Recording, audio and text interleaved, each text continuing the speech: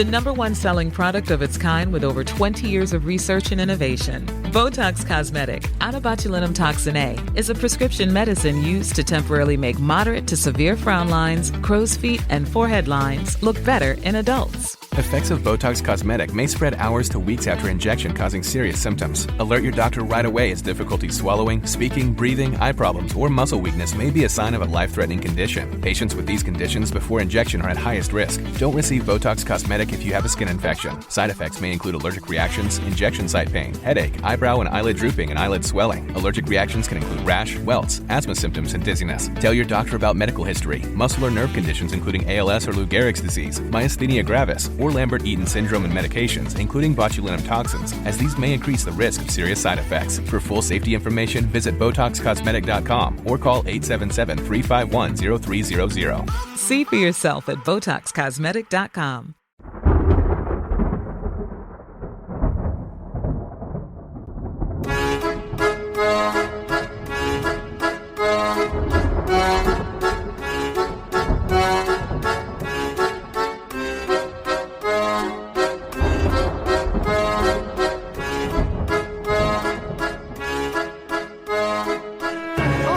Pessoal, como que vocês estão? Aqui é a Jéssica, né?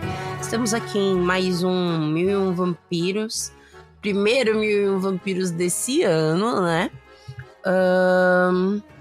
Recadinho, como sabem, o 1001 Vampiros é um episódio que fica 30 dias exclusivo só para apoiadores. Então, se vocês querem acesso antecipado, nos apoiem com R$15. E lembrando que além dos 1001 Vampiros, vocês também vão ter acesso ao 1001 Filminhos, onde eu e a Bruna a gente discute sobre filmes que a gente gosta, enfim, tem várias trocas, é bem legal. Normalmente são filmes de terror. E após esses 30 dias, o 1001 Vampiros fica liberado para geral. Então é isso, vamos começar? Peguem seu crucifixo, seu alho e segurem sua estaca, que esse é o 1001 Vampiros.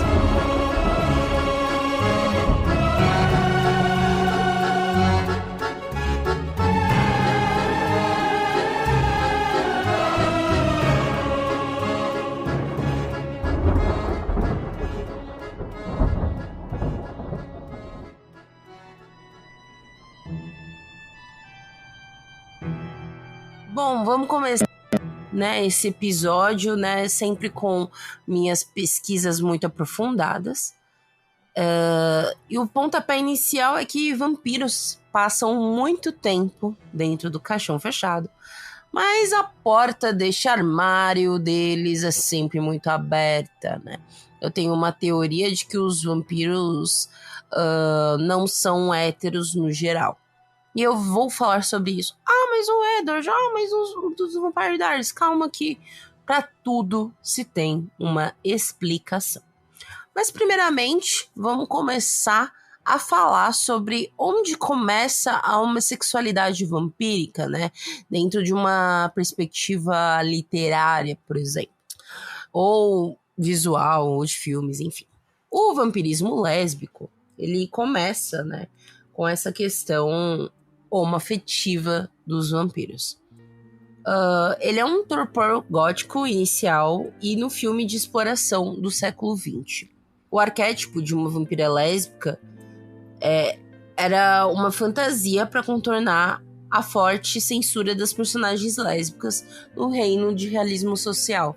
Ou seja, quando a gente pega um imaginário de um monstro, né, a gente, principalmente em séculos passados, queriam utilizar esse monstro como um arquétipo de algo que era muito julgado para ela. As primeiras conotações homossexuais na figura do vampiro aparecem na era vitoriana, inspirado na lenda macabra da Elizabeth Bathory, que inclusive temos episódio da gata, né? Porque ela sequestrava outras mulheres e tinha lenda, né, de que ela banhava do sangue dessas mulheres, enfim, né? E vinculavam esse ato dela como um prazer sádico, como um prazer sensual, sexual, enfim. E também vinculavam a Bathory como uma vampira, afinal tinha essa sede de sangue, né? Mas a gente tem efetivamente escrita dentro de um livro em 1872 com Carmilla, que é uma novela gótica do autor inglês Sheridan Le Fanu. É uma das primeiras obras de ficções de vampiro, que vem inclusive antes do Drácula, né, 25 anos antes do Drácula. A Carmilla foi publicada pela primeira vez como uma série em The Dark Blue. A história é narrada por uma jovem atacada por uma vampira chamada Carmilla, mais tarde revelada como Condessa Michala Karnstein. A personagem principal é o exemplo protótipo original da vampira lésbica, expressando desejos românticos em relação à protagonista. A história é frequentemente antologizada e foi adaptada muitas vezes em filmes e outras mídias. Inclusive, os livros da Carmilla, bem aqueles livros que, devido ao tempo, né, qualquer editora faz, então são bem baratinhos quando vocês procurarem. Agora, no mundo cinematográfico, em 1936, existe o filme A Filha do Drácula. Ele deu seus primeiros indícios, né, que ela era uma personagem lésbica, né, porque na cena em que a filha do Drácula ataca uma garota atraente, em que ela convida para posar nua para ela, tem uma pitadinha de sedução. A Universal, que inclusive é uma das grandes produtoras que começam com essa onda de reforçar vários filmes sobre vampiros, né, destacou a atração da Condessa Zalesca por mulheres em alguma de suas propagandas originais para o filme, usando o slogan, se atentem para isso, salvem as mulheres de Londres da filha do Drácula. Não é salve o Londres, não salvem seus machos. É quase o termo que é bem machistinha, mas que a gente ouve do segurem suas cabritas porque meu bode está solto. Segurem suas garotas porque minha vampira tá solta. A homossexualidade masculina já é refletida diretamente pela primeira vez em 1884 por Carl Heinrich Ulrich. Gente, obviamente falei errado, né? Mas na história de Manor, onde o vampirismo tá ligado com um relacionamento proibido entre dois jovens, cujo amor sobrevive após a morte de um deles, enfim. E que apesar da oposição da sociedade sobre o vampirismo, ambos encontram a paz na morte. Ou seja, na verdade a gente sabe que não era sobre o vampirismo, mas sim contra a homossexualidade deles. Em The True Story of a Vampire, de 1894, de Eric Stambuk, o autor usa a homossexualidade masculina como uma reflexão trágica de vampirismo. E apesar que essa história também é conhecida como uma paródia de Carmilla, né? Mas podemos interpretar das duas maneiras. Aí 2 décadas depois, emergia o grande símbolo da criatura do vampiro, né? Que é o Drácula, que é do Bram Stoker. Agora vamos de curiosidade. O Bram Stoker, que segundo a pesquisadora Talia Schaefer, no artigo A Wild Desire Took Me, The Homoerotic Story of Dracula, né? Esse querido escritor que começa com nossa paixão de vampiros, compartilhava várias cartinhas românticas com seu amigo Walt Whitman. E começou a escrever o Drácula um mês depois da prisão pelo crime, né, de práticas homossexuais do amigo próximo dele, Oscar Wilde. Quer dizer alguma coisa de fato? Não. Mas podemos pensar que sim. Eu gosto de pensar que sim. Na saga Vampire Chronicles, de 76 a 2014, e aí, né, minha querida Anne Rice, que gostava de uma sacanagemzinha, diversos personagens têm tendência ao humorismo intenso, como Lestat e Lois, Marius, Armand, todo mundo. Um grande surubão. Aí, se a gente vem também para uma história mais atual, a gente tem que lembrar de Hora da Aventura, que tem uma representante vampira, que é a Marceline, que é bi. Que ela tem um relacionamento com a princesa Jujuba e também com o Ash, que era o namorado dela, não simultaneamente, né, gente? Um ponto também que é importante é que os bissexuais são um estereótipo de vilões muito apreciados pelo mundo pop. para a maioria das suas obras, né, a bissexualidade, infelizmente, também é sinal de decadência, hedonismo, enfim. Então, quando coloca um monstro sendo bi, é porque ele teoricamente incorpora aspectos negativos, inclusive, né, sexualidade. Outra coisa que a gente tem que pensar também é que a repressão sexual vitoriana, né, que é quando bomba o rolê vampírico, se prestava a utilizar a beber sangue como uma metáfora de sexo, entendeu?